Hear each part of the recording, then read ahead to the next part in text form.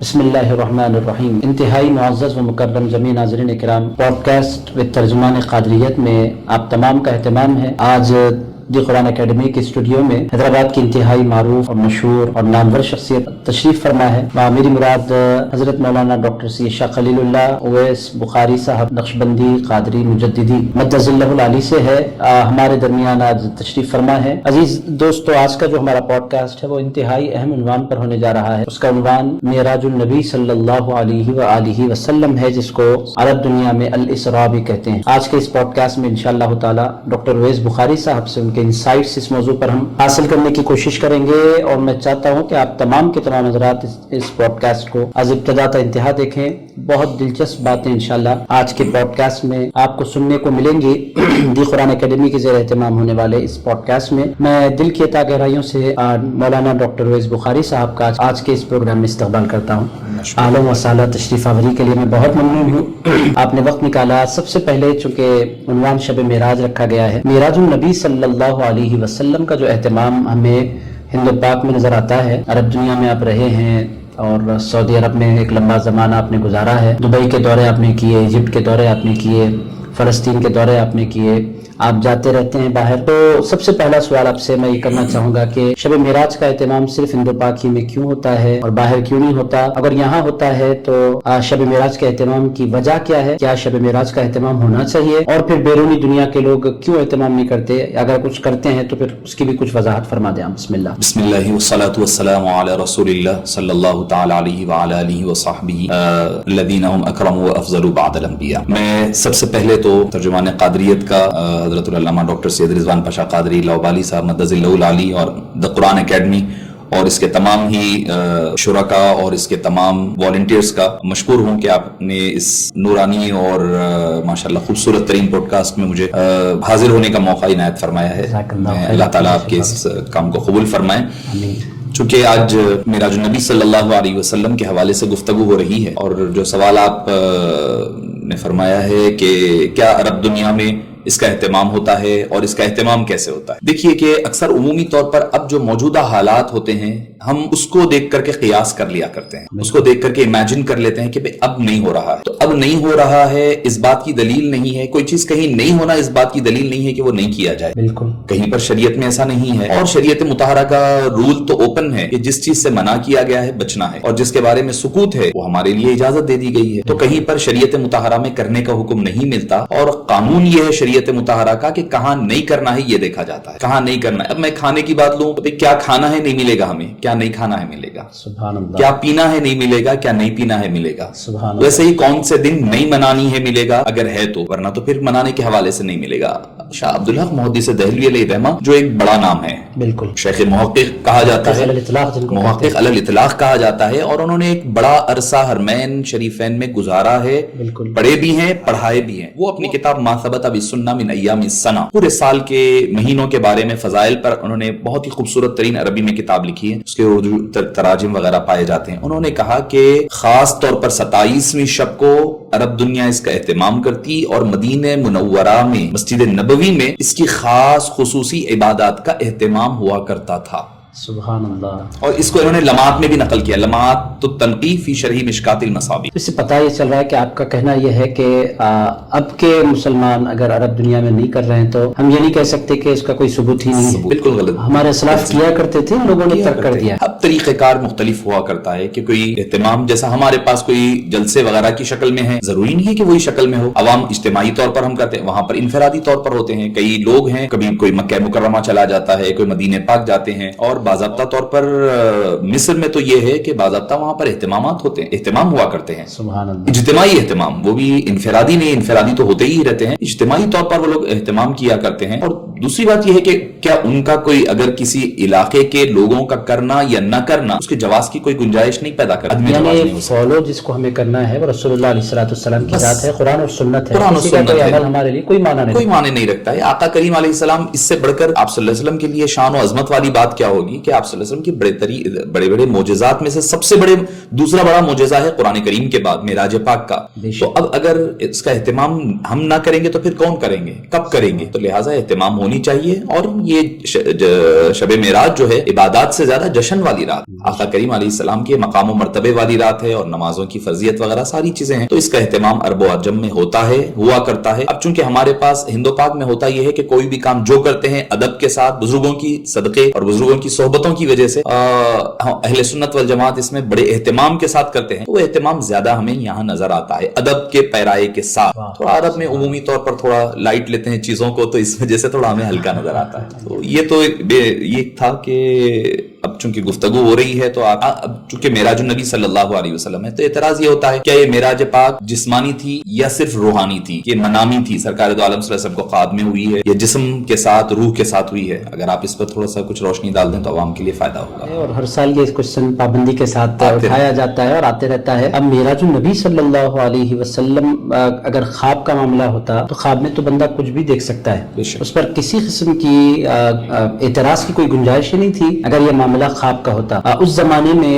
عرب کے سرداروں نے اور مکے کے باشندوں نے جو جس قدر واویلا کیا تھا, اگر وہ خواب ہوتا تو اس قدر ہنگامہ نہیں ہوتا. پہلی بات. دوسری بات میں یہ عرض کروں گا کہ اللہ پاک نے خود وضاحت فرما دی ہے, وہ جو آیت مبارکہ ہے وہ بہت مشہور معروف بھی ہے. اللہ پاک جب بھی شب معراج آتی ہے تو اس آیت کو ضرور پڑھتے ہیں. تمام خطبہ اپنے اپنے خطبوں میں, تمام مقررین اپنے اپنے لیکچرز میں آیت بہت مشہور معروف ہے. اللہ رب العزت نے ارشاد فرمایا سبحان الذی اسری بعبدہ, پاک ہے وہ ذات جو لے گئی اپنے بندے کو. اور بندہ کس کو کہتے ہیں؟ تو مفسرین فرماتے ہیں بندہ اس کو کہتے ہیں جس کے پاس جسم بھی ہو, جس کے پاس روح بھی ہو, دونوں کے مجمع کو بندہ کہتے ہیں. اگر صرف روح جاتی تو اللہ تعالیٰ فرماتا سبحان الذی اسری بروحہ, اگر صرف جسد جاتا تو اللہ تعالیٰ فرماتا سبحان الذی اسری بجسدہ. مگر اللہ پاک نے نہ جسد کہا نہ اللہ پاک نے روح کہا, بلکہ اللہ پاک نے فرمایا سبحان الذی اسری بعبدہ, پاک ہے وہ ذات جو لے گئی اپنے بندے خاص کو لیلاً, رات کے اس مختصر سے حصے میں. تو اس بات سے بھی پتہ چل رہا ہے کہ رسول اللہ علیہ السلام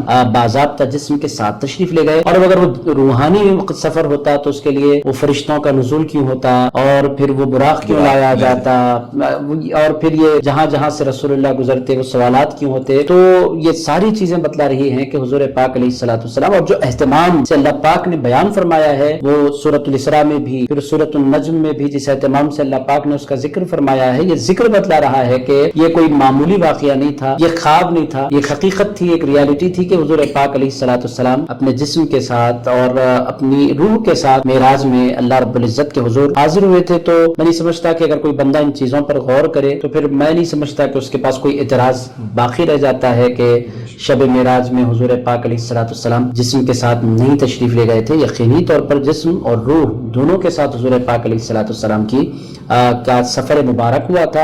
اور پھر آپ واقعات میں اگر غور فرمائیں تو وہ جسم مبارک کا شق, سینہ مبارک کا شق ہونا, یہ بھی تو جسم ہی کی علامت ہے. روح کا کوئی سینہ نہیں ہوتا جس کو شق کیا جائے. روح تو ایک لطیف شے ہے. جو آپ صلی اللہ علیہ وسلم نے زمین سے آسمانوں کے لیے ایک سڑی کا استعمال فرمایا. مقاصد الاسلام میں حضرت بانی جامعہ علیہ رحمت و رضوان نے بھی ذکر کیا ہے. ایک فرشتہ سیڑھی پکڑ کر ٹھہرا ہوا تھا اور آپ سیڑھی کے ذریعے سے آسمانوں کی طرف تشریف لے گئے. تو اس اعتبار سے معراج کہا جاتا ہے.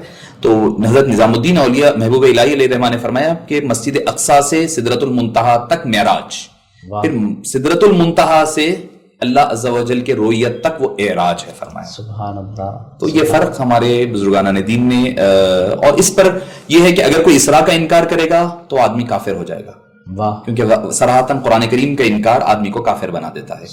اب رہی بات دوسرا لمحہ جو حدیث پاک سے ثابت ہے معراج کا, اس کا انکار آدمی کو فاسق و فاجر بنا دیتا ہے. دوسرے مرحلے کا انکار نہ ماننا فاسق و فاجر بنا دے گا, کیونکہ قرآن کریم کا معاملہ ایسا ہے کہ جس کا ہر لفظ کو, ہر حرف کو بغیر چوں چرا کے ماننا لازم ہے. اگر اس کا انکار عقیدۃ الطحاوی میں آدمی کو کافر, تو پہلا اسراء کا انکار آدمی کو کافر بنا دے گا, معراج کا انکار آدمی کو فاسق و فاجر بنا دے گا. اور اعراج کا انکار, اب اعراج کا انکار ہم یہ کہیں گے کہ عقیدے کی بگاڑ کہہ سکتے ہیں, اس کے اوپر کوئی فتویٰ صادر نہیں ہوگا, کیونکہ بزرگان دین کے اقوال ہیں اور ان کی اپنی تشریحات ہے اور ان کی اپنی تحقیقات ہیں. تو اس وجہ سے شریعت نہیں بن سکتی. باعث برکت ہوتی ہے بزرگان دین کے اقوال اور قول اور ان کی تحقیقات, مگر ہم اس کو شریعت کے پیمانے پر نہیں بول سکتے. آپ حکم نہیں لگا سکتے اس کا. آپ یہ بول سکتے کہ فکری بدعقیدگی کہہ لو آپ، بالکل انکار ہو سکتا ہے، بالکل اس پر فسق کا یا کفر کا الزام نہیں لگ سکتا ہے، یقینی طور پر بالکل درست. تو یہ اسراء اور معراج وغیرہ. اب جب معراج النبی صلی اللہ علیہ وسلم کی بات ہوتی ہے تو اس میں ایک سوال آتا ہے، آپ سے خدمت میں رکھتا ہوں میں سوال، وہ یہ ہے کہ آقا کریم علیہ السلام کی حیات النبی اور انبیاء کرام کی حیات مبارکہ، کہ اکثر یہ اعتراض ہوتا ہے کہ نعوذ باللہ انبیاء گزر گئے ہیں تو عام لوگوں کی طرح ان کے جسد ختم ہو چکے ہیں، کوئی اس میں وہ ویسا نہیں ہے. تو چونکہ یہ واقعہ معراج پاک کا کئی ابواب کھولتا ہے، تو اسی ضمن میں سمجھتا ہوں کہ اگر آپ معراج النبی کے حوالے سے حیات النبی کے اس عنوان پر کچھ روشنی فرما دے تو ناظرین کے لیے بڑا فائدہ مند ہو جائے گا. بہت خوبصورت بات کی جانب آپ نے توجہ دلائی. یقینی طور پر یہ چیز ڈسکس ہونی چاہیے شب معراج کے موقع پر کہ رسول اللہ علیہ السلام کے ظاہری حیات مبارکہ میں واقعہ پیش آیا، مگر حضور علیہ السلام نے ارشاد فرمایا، صحیح مسلم کی حدیث ہے کہ میں جب گزر رہا تھا تو رأیت موسیٰ یصلی فی قبری، حضور علیہ السلام نے فرمایا کہ میں نے موسیٰ علیہ السلام کو دیکھا وہ اپنی قبر میں نماز پڑھ رہے تھے. تو حضور علیہ السلام کے اس مبارک قول سے، اس حدیث مبارک سے بات واضح ہو جاتی ہے کہ دو باتیں کلیئر ہوتی ہیں. ایک بات تو یہ ہے کہ حضور علیہ السلام اس قدر تیز رفتار سواری پر بیٹھنے کے باوجود بھی کائنات کے ذرے پر نظر رکھ سکتے ہیں. دوسری بات یہ پتہ چلتی ہے کہ حضور علیہ السلام صرف زمین کے اوپر نہیں دیکھا کرتے، اللہ نے آنکھوں میں وہ طاقت رکھی ہے کہ وہ زمین کے اندر بھی دیکھ لیا کرتے ہیں. ماشاءاللہ سے آپ حیات النبی کے ساتھ اختیارات پر بھی آپ کور کر لے رہے ہیں. اور تیسری بڑی اہم بات یہ ہے کہ اس میں حضرت موسیٰ علیہ السلام کی زندگی ثابت ہوتی ہے. پھر اس کے بعد اگر اس واقعے میں ہم دیکھتے ہیں تو بیت المقدس میں انبیاء کرام کا تشریف آنا یہ بات اس بات کی کھلی طور پر علامت ہے کہ وہ ختم نہیں ہو گئے، وہ مٹ نہیں گئے، وہ فنا نہیں ہو گئے. آج بھی اللہ پاک نے ان کو اختیار دے رکھا ہے کہ وہ جہاں چاہتے ہیں تشریف لے جاتے ہیں، اللہ کے امر سے، اللہ کے حکم سے، اللہ کے اذن سے. اس کے علاوہ پھر مختلف آسمانوں پر مختلف پیغمبروں سے حضور علیہ السلام کی ملاقات بھی یہ ثابت کرتی ہے کہ انبیاء کرام حیات ہیں. اور پھر بالخصوص جو حیات پیغمبروں کی حیات کو نہیں مانتے، ان سے میں عرض کروں گا کہ نمازیں تو توفتاً 50 دی گئی تھی، 50 کو جو یہ 5 کیا گیا، اس میں حضرت موسیٰ علیہ السلام کی زندگی بھی ہے، حضرت موسیٰ علیہ السلام کی امت کے لیے مدد فرمانا بھی ہے، کہ نہ صرف وسیلہ بھی ہے اور مدد بھی ہے، یعنی استعانت بھی ہے، یعنی حضرت موسیٰ علیہ السلام زندہ بھی ہیں اور لوگوں کے لیے سبب بنتے ہیں خیر کا اور آسانی کا، اور پھر وہ وصال مبارک کے بعد بھی مدد فرماتے ہیں. امت کی اگر کوئی بولے نہیں سارے پیغمبر ختم ہو گئے، نعوذ باللہ مٹی میں مل گئے، نعوذ باللہ علیہ باللہ تعالی، تو پھر یہ نمازیں 50 سے 5 کیسے ہو گئیں؟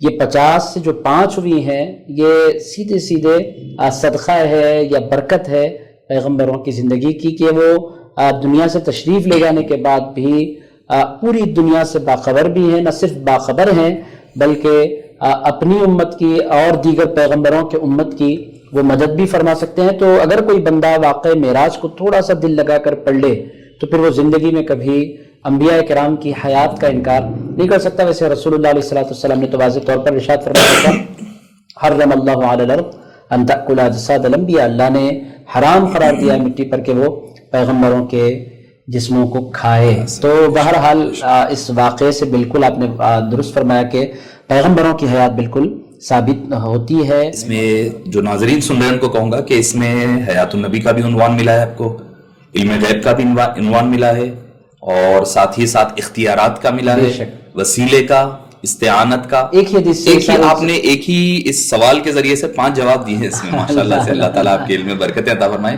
یقیناً اب جو حضرات جو ہے اکثر اعتراض یہ ہوتا ہے کہ وسیلہ جو ہے زندگی میں انبیاء کا لینا جائز ہے، جیسے بخاری وغیرہ میں ہے، وصال کے بعد نہیں لے سکتے. تو یہ سب سے بڑی دلیل ہے ان کے لیے کہ جو حضرات وسیلے کے قائل نہیں ہیں وصال کے بعد، تو پھر وہ 50 نمازیں پڑھنا پڑے گا انہیں. 50 سے 5 تو حضرت موسیٰ علیہ السلام کے وسیلے سے. یہ جو تاریخ ہے شب معراج کی، آج کل ایک نیا اعتراض اس پر بھی ہو رہا ہے کہ معراج کا واقعہ 27ویں رات کو نہیں پیش آیا اور یہ کوئی اور رات تھی. اس حوالے سے کوئی مدلل ہمارے پاس کوئی جواب ہے کہ وہ واقعی یہ واقعہ 27 ہی رجب کو پیش آیا ہے؟ اس کی کوئی دلیل آپ کے پاس یا آپ کی اسٹڈی اس موضوع پر اب تک کی کیا رہی ہے تاکہ سننے والوں کو تھوڑا سا فائدہ ہو سکے؟ سب سے پہلے تو حضرت یہ ہے کہ اسلام جو ہے کوشش یہ کرتا ہے کہ لوگوں کو عمل کی طرف لے جائے، تکلفات، تواریخ وغیرہ پر زیادہ فوکس نہیں کرتا. اس کی ڈیٹیلنگ کی طرف نہیں جاتا. کوشش یہ ہوتی ہے کہ وہ آدمی اپنے مقصد کو حاصل کرے, عملی راستے کی طرف آگے بڑھے. اب رہی بات تاریخ کے حوالے سے, تاریخ اگر دیکھا جائے تو شب قدر کی بھی تو متعین نہیں ہے. یہ نہیں ہے کہ 27 شب قدر ہے, نہیں کہا جا سکتا. رمضان میں ہے, رمضان میں کوئی بھی تاخرات ہے, 5 راتیں ہیں, مگر اس کے باوجود اکثریت امت کی 27 کو اہتمام ہر طبقے والا کرتا ہے, ہر طبقے والا. یہ حالانکہ سب کو پتا ہے کہ وہ چھپی ہوئی ہے, کوئی متعین تاریخ نہیں ہے, اس کے باوجود 27 پر اکثریت کا. آپ حرمین میں چلے جائیے, ختم ہوتا ہے تو بڑا اہتمام کے ساتھ ہوتا ہے. 27ویں شب کو بڑی طویل دعائیں ہوتی ہے. حرمین شریف میں امام کعبہ کرتے ہیں, امام مدینہ پاک کرتے ہیں. بھئی اگر آپ پوچھیے کہ بھئی کیوں کرتے ہیں آپ, تو پھر وہ اس کے بعد کی جو 2 دن ہے وہ قرآن نہیں ہوتی ہے, قرآن کی تلاوت ہوتی ہے, تراویح وغیرہ بھی ہوتے ہیں, مگر اس کا اہتمام جو ہوتا ہے 27 کو بالکل منفرد اور مختلف. پورے لوگ اپنی جابز کو چھٹی لگا کر کے حرمین پورا بھر ابل پڑتا ہے لوگوں سے. تو میرا سوال یہ ہے کہ بھئی جب وہاں 27 فکس نہیں ہے تو آپ اہتمام کیوں کر رہے ہیں 27 کو؟ یہ کہتے ہیں کہ بھئی اکثریت نے اس کو مانا ہے. ہم شب معراج کے حوالے سے بھی وہی کہتے ہیں کہ بھئی اس میں اختلاف ہے, تواریخ کا اختلاف ہے, ہر بار واقعی میں ہو سکتا ہے, ہو سکتا ہے. تو اکثریت نے ائمہ کرام کی, اچھا ہمارے اگر آپ چلے جائیں کہ دیوبند کے جو کون ہیں, سلمان صاحب جنہوں نے رحمت للعالمین لکھی ہے, سلمان ندوی صاحب نے, تو سلمان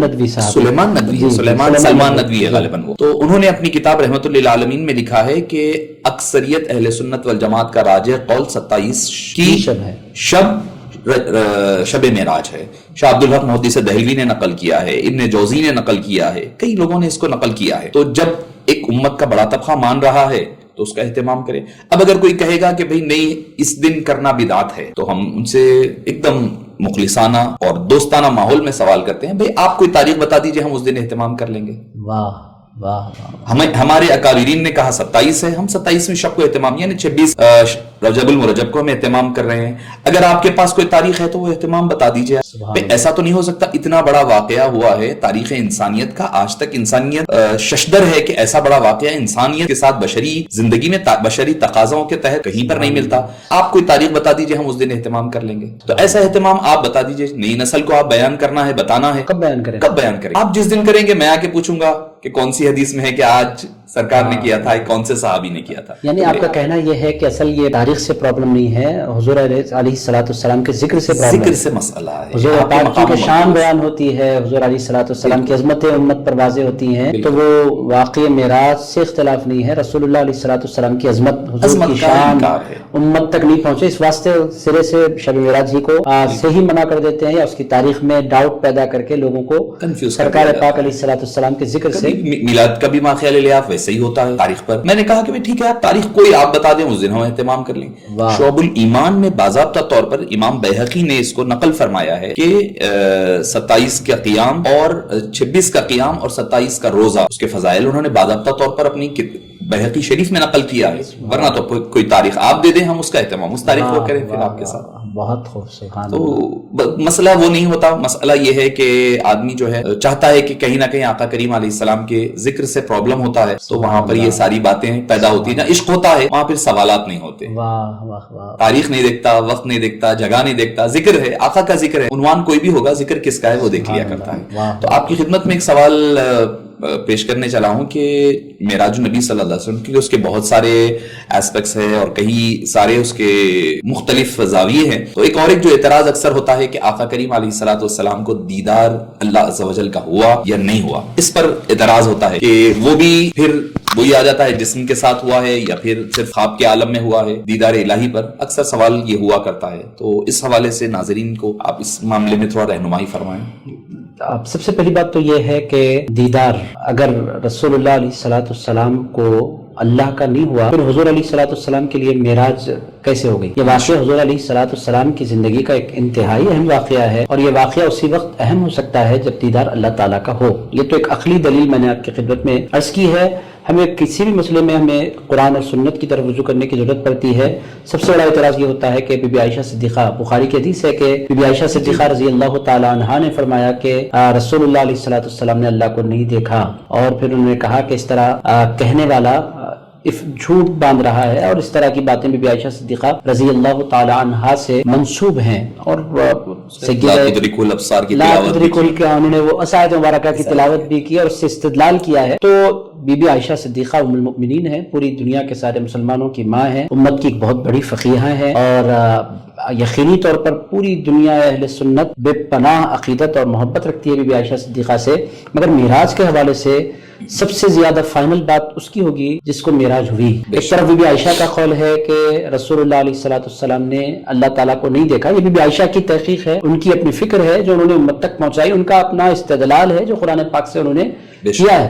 مگر اس کے بالکل برعکس اگر ہم دیکھیں تو رسول اللہ علیہ السلام نے واضح طور پر ارشاد فرمایا کہ میں نے اپنے پروردگار کو دیکھا ہے. تو ایک طرف رسول اللہ ہیں، ایک طرف بی بی عائشہ صدیقہ ہیں. تو یقینی طور پر ترجیح رسول اللہ علیہ السلام کے قول مبارک کو یقینی طور پر، چونکہ معراج کا واقعہ بی بی عائشہ کے ساتھ پیش نہیں آیا، معراج کا واقعہ رسول اللہ علیہ السلام کے ساتھ پیش آیا. تو پہلی بات تو یہ. اس کے علاوہ اگر ہم اپنے اسلاف کی طرف دیکھیں تو حضرت امام احمد بن حنبل جن کو ہزاروں اور لاکھوں احادیث یاد تھیں، جو ایک چلتا پھرتا واکنگ انسائکلوپیڈیا تھے حدیث کا، حضرت امام احمد بن حنبل رضی اللہ تعالیٰ عنہ، غالباً شیخ عبدالحق محدث دہلوی نے اس کو نقل فرمایا کہ حضرت امام احمد بن حنبل سے کسی نے پوچھا کہ کیا رسول اللہ نے معراج میں اللہ تعالیٰ کو دیکھا ہے؟ تو حضرت امام احمد بن حنبل نے فرمایا رأى محمد صلی اللہ علیہ وسلم ربہ.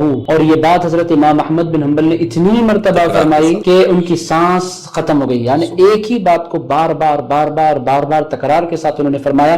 حضرت خواجہ حسن بصری کے حوالے سے بھی ہمیں ملتا ہے کہ حضرت خواجہ حسن بصری نے 3 مرتبہ قسم ارشاد فرمائی. اس کے بعد فرمایا کہ اللہ کی عزت کی قسم رسول اللہ نے پروردگار کو ضرور دیکھا ہے. تو حضرت امام احمد بن حنبل، حضرت عبداللہ ابن عباس چونکہ بہت بڑا نام ہے، وہ تو حدیث تکرار کے ساتھ آئی ہیں. حضرت عبداللہ ابن عباس کا قول مبارک اس بات پر بار بار ان کی وضاحت، اور پھر جیسا کہ میں نے خواجہ حسن بصری، حضرت امام احمد بن حنبل، اس کے علاوہ بہت بڑی تعداد علماء کی اس بات کی طرف گئی ہے کہ رسول اللہ علیہ السلام کی ملاقات اللہ رب العزت سے رہی. اور سب سے زیادہ امپورٹنٹ وہ بات جو قرآن میں آئی ہے، اللہ پاک نے معراج کیا جو واقعہ بیان فرمایا، اس میں سب سے امپورٹنٹ بات وہ ہے کہ فَأَوْحَى إِلَىٰ عَبْدِهِ مَا أَوْحَى.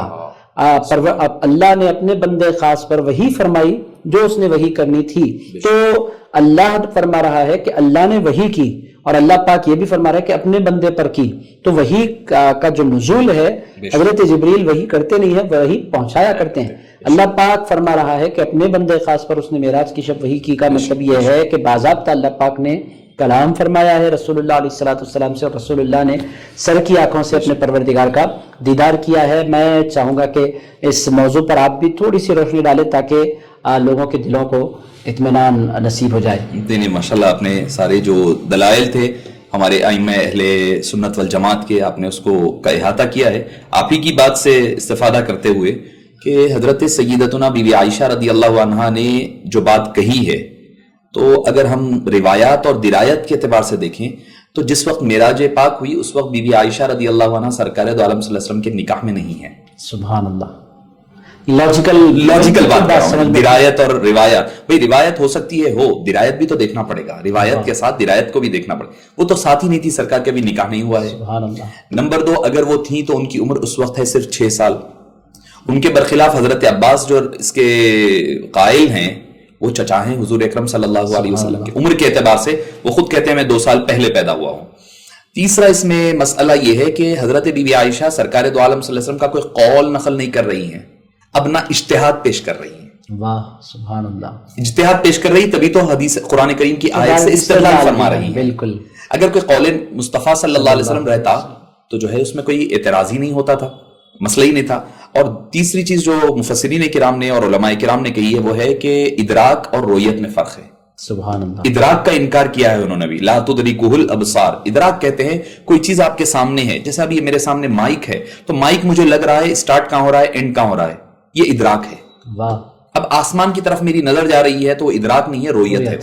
واہ واہ. یعنی جس کا گھیراؤ نہیں ہو سکتا، یعنی ابتدا انتہا کا پورا احاطہ آپ نہیں کر سکتے، وہ ادراک ہے. واہ واہ. تو قرآن جو کہہ رہا ہے لا تدرکہ الابصار، اللہ کا جو ہے ادراک، کوئی نظریں، کوئی بصارت اس کا ادراک نہیں کر سکتی، اس کا احاطہ نہیں کر سکتی ہے، رویت کر سکتی ہے. لقد رأى من آیات ربہ الکبریٰ، پھر عند सिदरतिल मुंतहा लोग एक बार के लिए परेशान है। हजरत मूसा अलैहिस्सलाम को अल्लाह पाक ने फरमाया कि लन तरानी जी, इस पर आप क्या इरशाद फरमाएंगे? वहां तो रुयत ही का जिक्र है, तो जी जी जी। तो क्या रुयत दीगर पैगंबरों के लिए मुमकिन नहीं थी और रसूलुल्लाह अलैहिस्सलाम को एक खासा है कि सर की आंखों से आपने अल्लाह ताला को देखा है, या फिर दीगर पैगंबरों के लिए भी इसका इम्कान आप मानते हैं? देखिए, अहले सुन्नत वल जमात का ये इत्तेफाक है कि रुयत सिर्फ सरकार दो आलम सल्लल्लाहु अलैहि वसल्लम के साथ खास है, किसी और के लिए नहीं है। जिस्मानी सर की आंखों से दुनिया में सिवाय आका करीम जितने जो सैयदना मौला मुश्किल कुशा वगैरह जितने हजरात के लिए दिखता है वो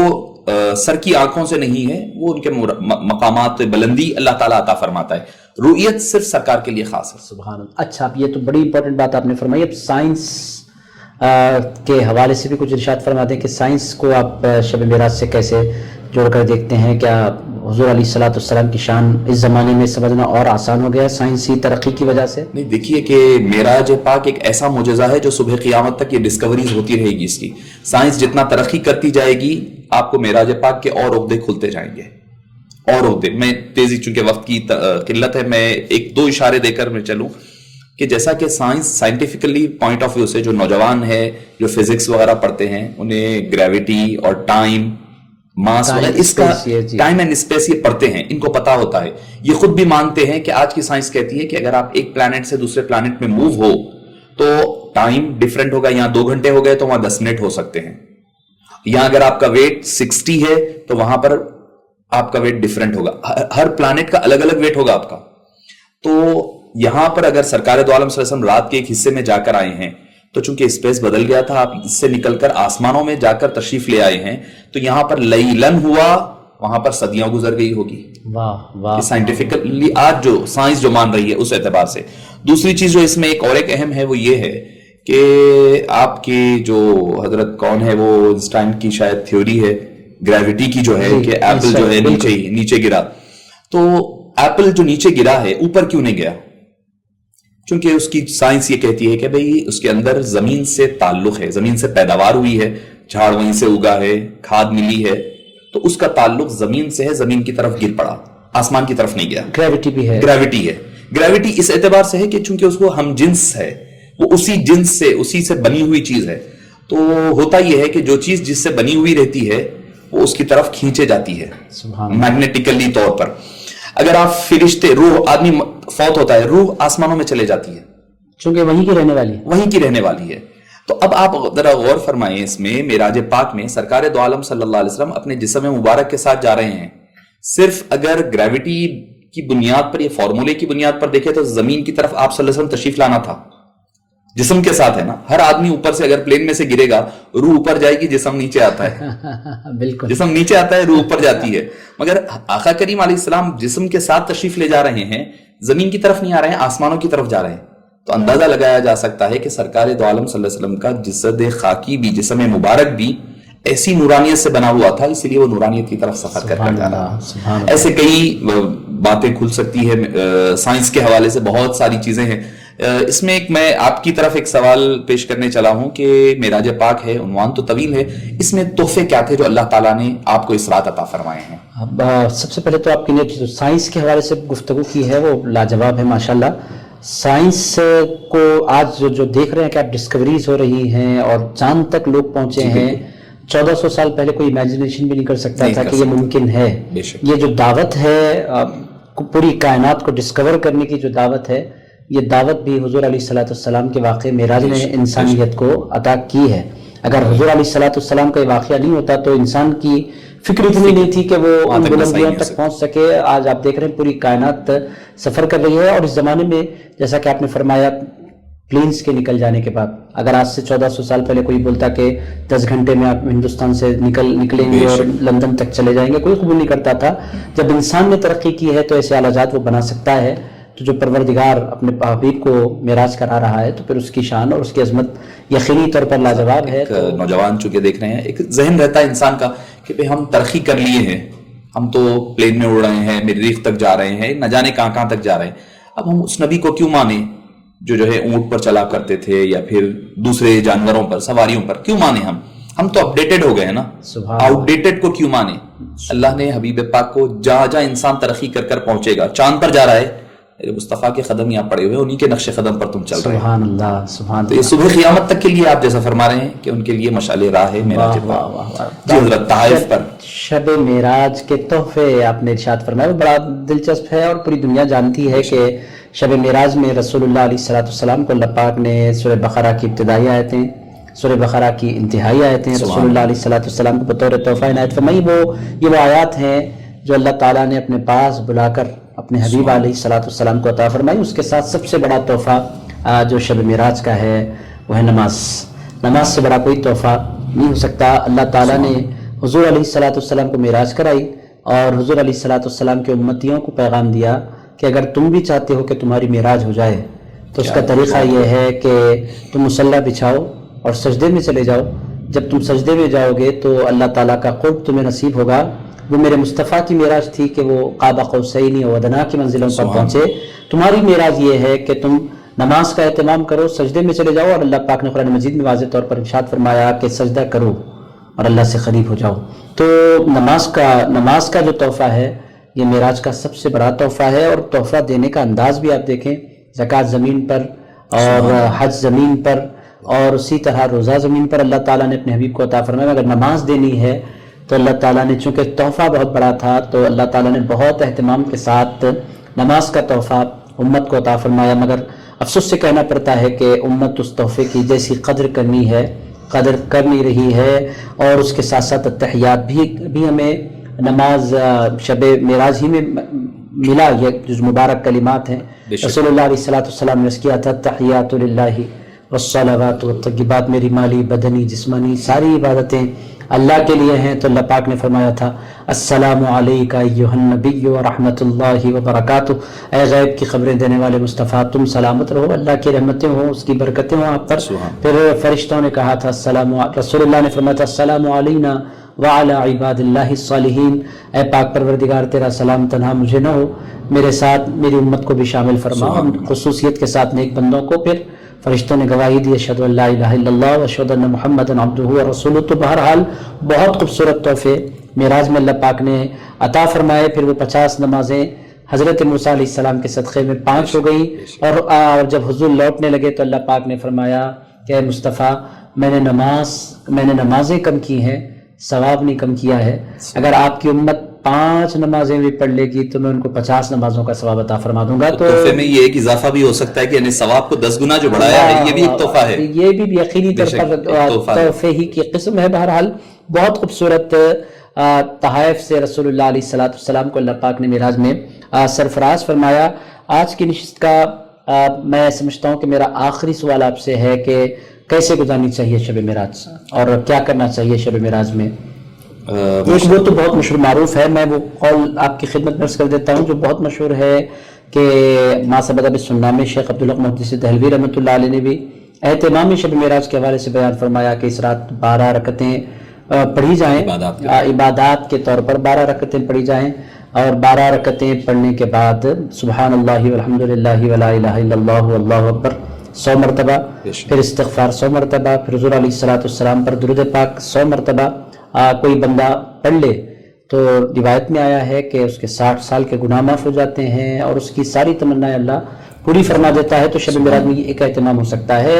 اور اس کے ساتھ ساتھ شب معراج میں سب سے زیادہ امپورٹنٹ جو کام ہے وہ میں سمجھتا ہوں کہ حضور علیہ السلام کا ذکر کرنا، حضور علیہ السلام کے فضائل سننا اور حضور پاک علیہ السلام پر درود پڑھنا اور رسول اللہ علیہ السلام کے ذکر کو کے ساتھ رات گزارنے کی کوشش کرنا، میں سمجھتا ہوں کہ سب سے زیادہ اہم عمل ہے شب معراج میں. اس کے ساتھ ساتھ وہ دوسرے دن کے روزے کا بھی اس روایت میں ذکر آیا ہے کہ وہ یہ ساری نفل نماز 12 رکعتیں پڑھے اور اس کے ساتھ پھر دوسرے دن کا روزہ رکھے.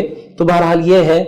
تو آپ سے میں گزارش کروں گا کہ آخری بات یہی کہ کیسے اہتمام ہو، روزہ 1 رکھا جائے یا 2 رکھے جائیں، اس حوالے سے بھی تھوڑا سا وضاحت فرما دیں اور پھر اس کے بعد انشاءاللہ آپ کا شکریہ بھی پھر اس کے بعد میں ادا کروں گا انشاءاللہ. جزاک اللہ خیر. دراصل یہ ہے کہ لوگ اکثر یہ اعتراض کرتے ہیں کہ بھئی نفل ہے کہاں پر شب معراج میں، کہاں پڑھنا ثابت ہے وغیرہ وغیرہ، تو مسجدوں میں اہتمام کہاں پر ہے. تو میں کہوں گا کہ بھئی مسجد سے ہی تو آغاز ہو رہا ہے، مسجد پہ ہی اختتام ہو رہا ہے. سبحان اللہ سبحان من المسجد الحرام الى المسجد الاقصى، واہ واہ مسجد سے ہی آغاز، مسجد پہ ہی اختتام. پھر نفل نماز تو بخاری شریف ہی کی جو حدیث پاک آپ نے سنائی ہے اس میں یہ ہے کہ سرکار مدینہ علیہ السلام آرام فرما رہے تھے عشاء پڑھ کر، رات میں آرام فرما رہے تھے کہ حضرت جبریل آ کر لے کر گئے. پھر مسجد اقصی میں جو امامت کے ساتھ نفل نماز، کون سی نماز پڑھی گئی وہاں پر؟ واہ سبحان اللہ. مسجد اقصی میں نماز ہی سب مانتے ہیں، واہ واہ. سارے انبیاء کی امامت ہوئی ہے. یعنی شب معراج میں نفل نماز کا اہتمام کرنا بھی رسول اللہ اور دیگر پیغمبروں کی سنت عمل سے ثابت ہے. واہ واہ واہ. عمل سے ثابت ہے کہ سرکار دو عالم صلی اللہ یہ علیہ وسلم استدلال بالکل میرے لیے بھی ایک انوکھا استدلال وہ آپ کے ساتھ بیٹھنے کی وجہ سے جو ہے علمی استفادے کے باعث ہے. تو بہت خوبصورت استدلال کیا ہے کہ نوافل کا اہتمام کرنا پیغمبروں کی سنت ہے. سارے انبیاء پڑھے ہیں 1,24,000. اب کوئی نہیں پڑھتا ہے، اب کوئی کہے گا اس طریقے سے نہیں پڑھتا، نہ پڑھے مگر اہتمام تو کرے. اہتمام تو ہے نا، نوافل کا اس رات اہتمام کرنا یہ انبیاء کی سنت. بہت خوب. واہ واہ واہ واہ. بالکل انوکھی اور انفرادی بات آپ نے ارشاد فرمائی. واقعی اس سے سمجھتا ہوں اگر کوئی لاجیکلی دین سمجھنا چاہتا ہے تو اس بات کو آسانی سے. مسجد میں اہتمام کہاں ہے یا سنتوں کا اہتمام، نفل کا اہتمام کہاں پر ہے، اس کی بات یہیں پر واضح طور پر نظر آ رہی ہے کہ سرکار مدینہ 1,24,000 انبیاء پورے کے پورے امامت، وہ بھی جماعت کے ساتھ ہو رہی ہے نفل کر. اب میں اس پر نہیں جاؤں گا ورنہ فتوے آ جائیں گے مجھ پر کہ جماعت کے ساتھ ہے یا بدون جماعت ہے، اس کا اہتمام کیا ہے وہ ایک الگ اختلافی موضوع ہے. چونکہ ائمہ کا اس میں اختلاف ہے کہ جماعت کے ساتھ نفل نماز پڑھی جا سکتی ہے یا نہیں، وہ ایک علیحدہ موضوع ہے. تو اس میں اہتمام جو روزوں کے حوالے سے کیا ارشاد فرمائیں گے آپ؟ روزہ یقیناً آپ صلی اللہ علیہ وسلم سب سے زیادہ روزے شعبان اور رجب میں رہا کرتے تھے رمضان المبارک کے بعد. بالکل. تو بیہقی شریف میں تو امام بیہقی نے شعب الایمان، ایمان کی جو شاخیں ہیں، ڈالیاں ہیں، اس کے بارے میں اس نے یہ حدیث پاک کو نقل کیا کہ اس میں کی ایک ڈالی یہ ہے کہ 27ویں شب کو روزہ رکھا جائے، 27 کے دن روزہ رکھا جائے. اب رہی بات ایک رکھا جائے یا دو، آپ رکھنا چاہتے ہیں رکھے دو، مگر اکثر عوام میں یہ رہتا ہے کہ شب برات میں 2 رہنا، محرم میں 2 رہنا، یا شب معراج میں 2 رہنا، کب 2 رہنا، عرفے میں 2 رہنا. اکثر سوال آتا ہے. دیکھیے کہ وہ جو 2 روزے کا حکم ہے وہ صرف محرم الحرام سے خاص ہے، عاشورے کے روزے کے لیے، بس عاشورے کے لیے ہے. وہ معراج ہو، برات ہو، عرفہ ہو، ایک روزہ رہ سکتے آپ رہتے ہیں. رہیے شب برات میں 15 کا اور شب معراج میں 27 کا، یہ زیادہ امپورٹنٹ. ایک اصل جو فضیلت ہے یہ دن کی ہے. اب رہی بات عاشورے کی بھی کوئی ایسا فرض نہیں ہے، اکثر لوگ سمجھتے ہیں فرض ہے، سمجھتے ہیں کسی سے اگر چھوٹ جائے رہنے کا 11 کوئی گناہ نہیں ہے، اس میں نفل ایک افضلیت ہے، یہ افضلیت ہے، ورنہ اس کو اس کے ثواب میں پورا اس کو حصہ ملا کرے گا. بہرحال میں سمجھتا ہوں کہ بہت سے پہلو ہیں جس کو ڈسکس کرنا ضروری تھا، مگر چونکہ وقت بہت ہو گیا ہے اور میں چاہتا ہوں کہ پوڈ کاسٹ ایسا ہو کہ وہ 40 منٹ سے زیادہ نہ ہو، تاکہ سننے والوں کو کا موڈ بنا رہے اور وہ واقعی اس سے کچھ حاصل کر سکیں. بہرحال یہ بہت خوبصورت سلسلہ ہے کہ آپ کی تشریف آوری دی قرآن اکیڈمی کے آفس پر ہوئی، ہیڈ کوارٹرز پر آپ تشریف لائے، اپنے انسائٹس آپ نے اس موضوع پر دیے. اور میں آپ سے گزارش کروں گا کہ دی قرآن اکیڈمی کو اسی طرح اپنے وقت سے نوازتے رہیں. آپ کی بڑی ضرورت ہے، مجھ کو بھی، دی قرآن اکیڈمی کو بھی، اور امت کے نوجوانوں کو بھی. لوگ آپ سے سننا چاہتے ہیں، آپ سے استفادہ کرنا چاہتے ہیں. آپ کا میں دل کی عطا گہرائیوں سے شکریہ ادا کرتے ہوئے اللہ رب العزت کی بارگاہ میں دعا کرتا ہوں کہ اللہ تعالی ہم تمام کو حضور پاک علیہ الصلوۃ والسلام کی معراج کے تحفے نماز کی قدر کی توفیق عطا فرمائے. والسلام علیکم ورحمۃ اللہ وبرکاتہ. یاد فرمائی کے لیے مشکور. بارک اللہ.